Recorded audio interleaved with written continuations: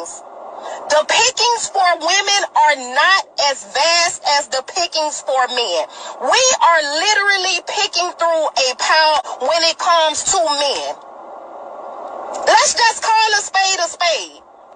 We are picking through men that don't equal up to what we looking for. Let's just put it out there, because I'm tired of y'all. Either you find it and you ain't got no money job. Either you got a job and you ugly. Either you don't have a lot of money, but you got a big. Either we trying to pick and choose through a lot of y'all bring it to the table. You don't have a car, but you got a good heart. You got a 9-to-5 job, but you don't have bigger goals than that. We gotta, listen, we trying to pick and choose the best out of a lot of shit. Hey, what's up, everybody? Listen, I got this video a couple of days ago from a good friend that wanted me to give my opinion to her on the video. I watched the video, and of course, hey, that video was really right up my alley. I mean, this is the type of stuff I like to talk about, so I did give my opinion to her, but I also said I want to make a video and kind of go a little different route and a little deeper into this video. So first thing I want to say is that this is not a bashing video. I think this woman, I don't know who she is. The woman who sent me the video is not the woman that's in the video. Okay, so let's get that understood. But I do want to say that I do not totally disagree with what she said. Maybe her delivery can deal with that, but hey, each his own.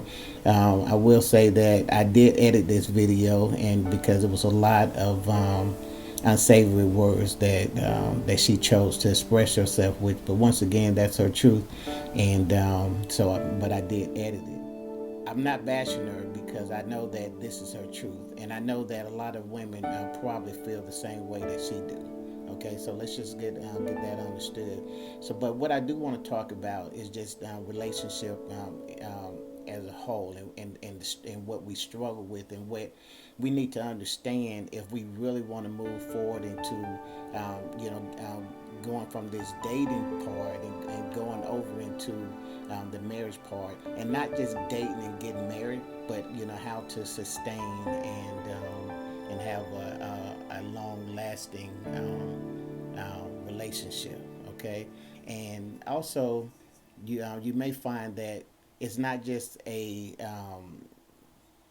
male female, boyfriend girlfriend, husband wife type thing. In the type of relationship, you'll find that using these 3 points that I'm going to bring out, and will help you, whether it's in a loving relationship, whether it's in a family relationship, or whether it's in a business relationship. So let's jump into this thing. Number one thing is no one is perfect. Guys, we got to realize that. Once we realize that no one is perfect, then you kind of put yourself in a position where you can step back. You can reevaluate someone and say, you know what, I thought this person would get it right, but now I understand that no one is perfect. So you know what, they have every right, and so do I. Okay, to get it wrong. Okay, no one is perfect. No one. As long as we are in this flesh body, listen, let me just say this, we will get it wrong. We may get it right more so than wrong, but listen, the flesh is flawed. Okay, the Bible tells us to crucify our flesh. The Bible tells us to buffet our flesh, to treat it roughly. Why? Because the flesh want to do some things that's totally in opposition to what the Spirit requires it to do. Okay, Paul said it correctly, So one of the things that, or the first thing that I want to talk about is that, hey guys, no one is perfect. Quit expecting your boss to be to be perfect. Quit expecting your employees to be perfect. Quit expecting your children to be perfect. Quit expecting your parents to be perfect. Quit expecting your spouse to be perfect. Why? Because no one is perfect. Listen, you'll be a much better person. Your relationship will be much better when you come to the understanding that no one is perfect. I never could understand how we seem to pray for grace, desire grace, and then we choose not to give grace. I wonder why is that. I know why, because we're not perfect. Okay? But see, that same grace that you require from God, that you pray for, you pray to receive, is the same grace that you want to give and that person that you're in relationship with, and say, you know what, I get it. I struggle from the same thing that you struggle for, so I get it. I know what it feels like to want to do right, but then you end up doing wrong. So number one, guys, man, realize that, man, no one is perfect. But number two is this. In order to have a healthy relationship, a relationship needs compromise. So number two is relationships need compromise. Guys, listen. There's no way that you can have a healthy relationship without compromise. So when I look at this video and I say, yeah, of course, everything that she's saying is correct. But if you're desiring something healthy, ma'am, sir, you're gonna have to operate in the spirit of compromise. And guys, I know that there's a big thing where we're talking about self-love and all that great stuff, man. To each his own. Okay, I understand the hurt that you've been through. I understand why you had to pull back and start thinking about your own personal health. Although I wouldn't call it self-love, I would call it self-care. And that's a whole nother story that I definitely will get into. But guys, listen. Although I can understand why it's so important for you to practice self-care, you also have to understand that if you want to have a productive relationship, if you want to have a healthy relationship, you're going to have to tap into the spirit of compromise. Okay? And which that kind of brings me to the third point. The third point is simply this, man. And I've said this before. If anybody have ever followed me, they've seen me or heard me say this. Hey, selfishness is the number one relationship killer. Okay, so let's deal with this thing. Number one, no one is perfect. Number two, you have to compromise. Okay, in order to have a relationship, you need to operate in the spirit of compromise. And the third thing that we're going to talk about is simply this.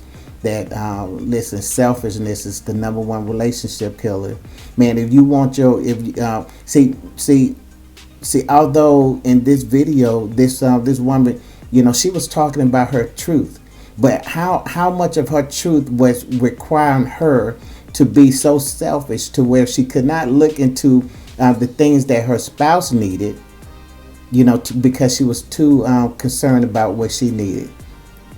Guys, we have to be careful, because see, one of the things about selfishness is that it does exactly what it do. It makes you focus on yourself, and when you're not focusing on yourself, when you are only focusing on yourself, that means that by default you're not focusing on your spouse. And when you don't do that, the relationship dies. That healthy relationship needs to constantly be a pouring and receiving of each other's love and each other's grace and each other's compromise. Okay, in order for that relationship to really be successful, in order for that for you to really be happy in that relationship, in order for you to really get to the place where you can really become as one, you're gonna have to practice you're gonna have to realize that, hey, listen, he's not perfect, she's not perfect. And then you have to realize that, man, I have to compromise. I have to compromise. And then the third thing that you're gonna have to do, okay, you're gonna have to start thinking about your spouse, your other, you're gonna have to start thinking about the other party in that relationship and how do they feel. What could they be going through? What did I say? Or did what I said, could it have made them feel a certain type of way? Those things are important. So, like I said, hey, this We video, trying to man, she's get the looking for. best we can get out of a light that y'all not bringing to the table, okay? Don't try to act like all y'all got y'all together. We either gotta pick a nigga that we know gon' cheat cause he got money, but he financially stable, or we gotta pick from a man who don't cheat but all hit together. What do you expect us to do? I'm just asking. We are literally trying to solve math equations by picking the best dude that we pick. This is not, it ain't just simple dating no more. This literally boils down, and you are literally having to solve a mathematical equation to try to get a man that's hitting on something. What do you want us to do? You love talking about it's our fault. How Like I said, hey, this video, man, she's looking for a mate. She's desiring a mate, man, and I applaud her for going live or however she did it and stating her truth. But see, what I would want to caution, just anybody, that you can give all your requirements of all the things that you want. And I totally get it. I talk to my daughters about it. I say, listen, have your list of things that you desire in a mate. Okay, I get that. Okay, but you also have to understand that even once you realize, once you get everything that you ever hoped for, you're still gonna have a person that's walking around in this flesh suit, and by default is going to make them an imperfect person. In the best case scenario, they are still going to be imperfect. So what is that going to require you? That's going to require from you to be able to compromise. It's going to require you to be able to be in a situation where you have to look at someone else's needs. But let me help you out with this, because this is one of the things that I learned about relationships. You're gonna reap what you sow. So when you pour in and start pouring into that relationship, and you start giving, from just giving and giving and giving, then you're gonna realize that that spouse is gonna try to beat you in giving. Man, you have to learn how to reciprocate. Okay, and we're not talking about matching evil with evil. Okay, that's a whole nother story. But what we're talking about is, when your spouse pours into your love cup, you need to pour back into their love cup, because if they only pouring into you and you're not pouring into them, then they're gonna be empty, and then you're gonna get to the point where you're wondering, where did I go wrong? What happened to that relationship? And it all goes back to the point where you really just thought about what you wanted out of the relationship, opposed to what you can give into that relationship. So guys, listen, I hope this helps someone. Watch the video and leave a comment, and I'd love to hear from you. Peace.